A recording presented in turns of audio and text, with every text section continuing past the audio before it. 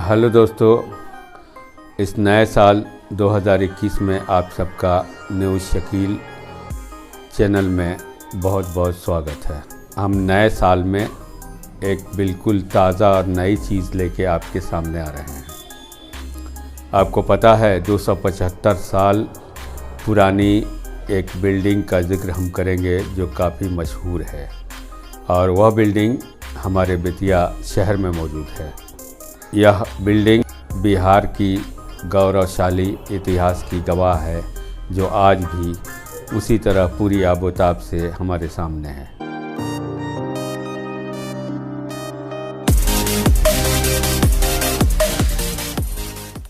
आइए हम इस पर थोड़ी सी चर्चा करेंगे। बेतिया राजा में राजा ध्रुव सिंह का नाम आप सब ने सुना होगा। 1715 ईस्वी से 1762 ईस्वी तक राजा ध्रुव सिंह का शासनकाल रहा।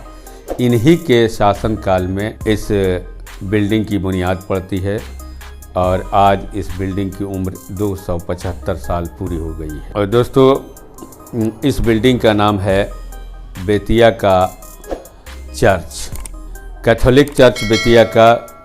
बेतिया के राजमहल के करीब में ही मौजूद है। इस पे हम रोशनी डालेंगे। हम आपको ले चलते हैं इसके इतिहास की ओर। अभी जो आप यह बिल्डिंग देख रहे हैं, वास्तव में यह दूसरी चर्च है, दूसरी बिल्डिंग कहिए।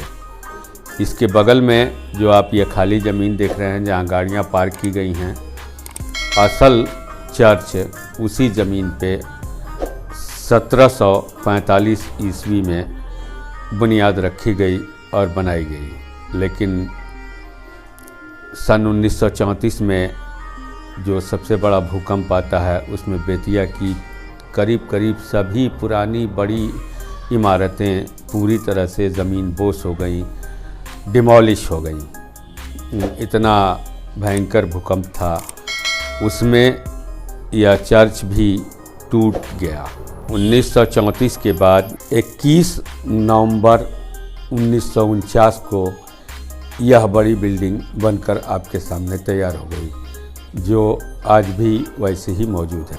तो आइए इस चर्च के इतिहास की ओर हम आपको ले चलते हैं, कैसे और कब इसकी बुनियाद पड़ती है।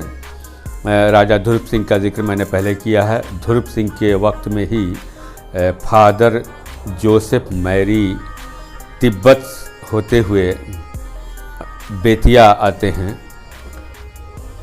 20 अप्रैल 1745 को तिब्बत मिशन बंद हो गया। रोम से यह फादर तिब्बत गए हुए थे। वहाँ के ईसाई लोगों पे काफ़ी जुल्म किया जा रहा था, उसी की पड़ताल में गए थे। काफ़ी कोशिशों के बावजूद 20 अप्रैल 1745 को यह मिशन वहाँ पे बंद करना पड़ा, और वहाँ से बेतिया 7 दिसंबर 1745 को फादर जोसेफ मैरी आते हैं। राजा ध्रुव सिंह और फादर जोसेफ मैरी के ताल्लुकात यहीं से बनते हैं। इससे पहले भी राजा की तबीयत खराब हुई थी, उसके बाद रानी की तबीयत ख़राब हुई थी 1743 ईस्वी में, जिसका इलाज फादर जोसेफ मैरी ने ही किया था। सभी हकीम, वैद्य, डॉक्टर्स फेल हो चुके थे, उनके इलाज से कोई फ़ायदा नहीं था। आखिर में लोगों ने, किसी ने पता बताया कि फादर जोसेफ मैरी दवा करते हैं। उन तक बेतिया राज घराने की पहुंच हुई, और जोसेफ मैरी ने इन्हें जो दवा दी, दवा से 1 हफ्ते के अंदर बेतिया रानी की बीमारी बिल्कुल ठीक हो गई।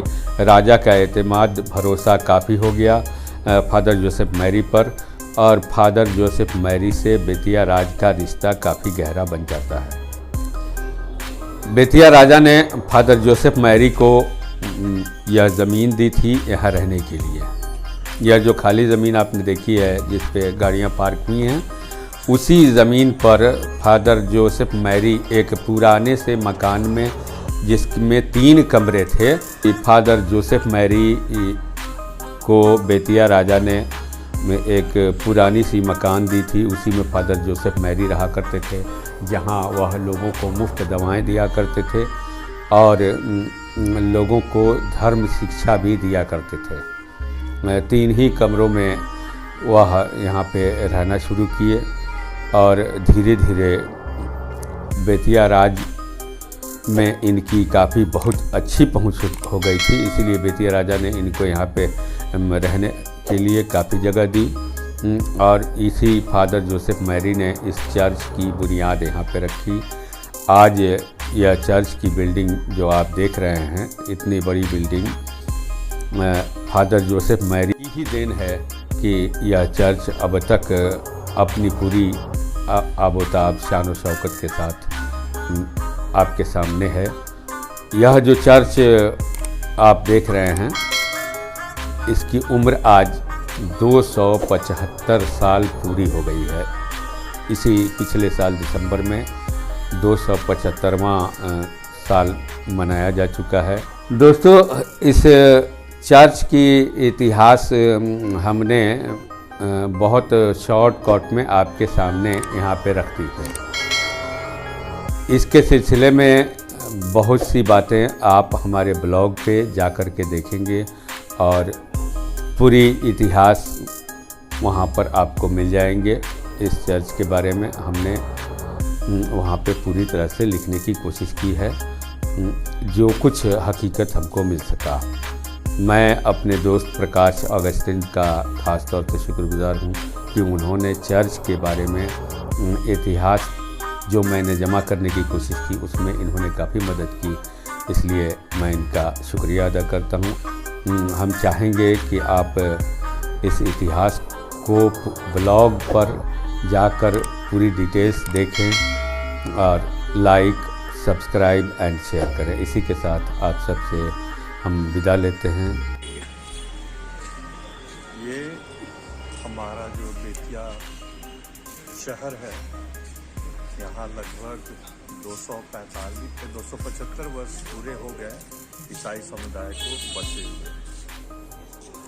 इसके फाउंडर थे फादर जोसेफ मैरी, जो 1745 ईस्वी में तिब्बत से चलकर बेतिया आए थे और वे एक बहुत अच्छे डॉक्टर भी थे। उन्होंने अपने दवा और दुआ दोनों के द्वारा राजमहल के जो राजा और महारानी थी उनकी सेवा की थी और दोनों व्यक्ति इनकी दवा से चंगे हो गए थे। उसके बाद से राजा ने इन्हें और सम्मान दिया और यहीं रहने का उन्होंने आग्रह किया। और जैसा कि हम जानते हैं कि जस्ट राजा के महल के उत्तर भाग में जो चर्च स्थित है या जो जगह अभी है, वो जगह उन्होंने उस समय दी कि आप इसी जगह पर रहें, प्रार्थना करें और लोगों की सेवा करें।